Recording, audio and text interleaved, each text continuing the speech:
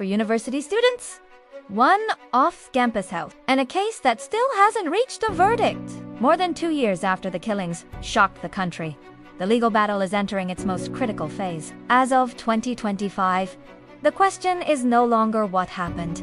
It's this. Can prosecutors prove it in court? This is Crime Scene Archives. In November 2022, where University of Idaho students were found stabbed to death inside their shared home on King Road in Moscow, Idaho. The crime scene was described as brutal.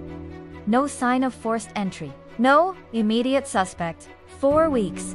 Fear spread across campus and beyond. Then, in December 2022, authorities arrested Bryan Kohberger, a criminology PhD student studying in nearby Washington state. He has pleaded not guilty, and as of 2025, he awaits trial. The prosecution's case is expected to lean heavily on one key piece of evidence, a knife sheath allegedly found at the scene. On that sheath, investigators say they found DNA. According to court filings, that DNA was linked to Kohberger through investigative genetic genealogy and later confirmed through additional testing.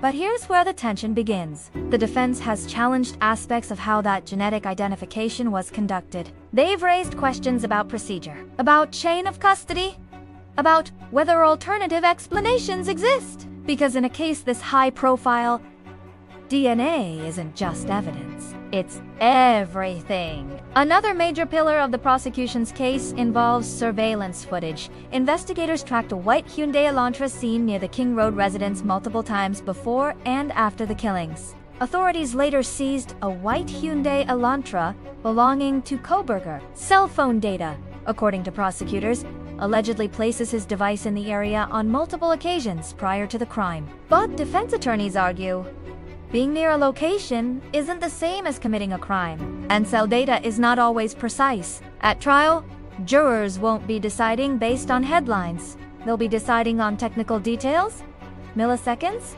GPS pings, camera time stop. One of the most discussed elements of the case involves a surviving roommate. According to court documents, she told investigators she saw a masked man dressed in black inside the home. She described him walking past her toward an exit. She later locked herself in her room. That testimony is expected to be crucial at trial, but it will also face scrutiny. Lighting conditions, stress, memory, reliability. Defense teams often challenge eyewitness accounts, especially under trauma. And in a case where the death penalty is on the table, every detail matters. Prosecutors have indicated their intent to seek the death penalty. That raises the stakes significantly. Capital cases require jurors to weigh not only guilt, but punishment. It also means the trial process moves slower. More motions, more evidence challenges, more appeals. As of 2025, pretrial hearings continue to shape what the jury will and won't hear.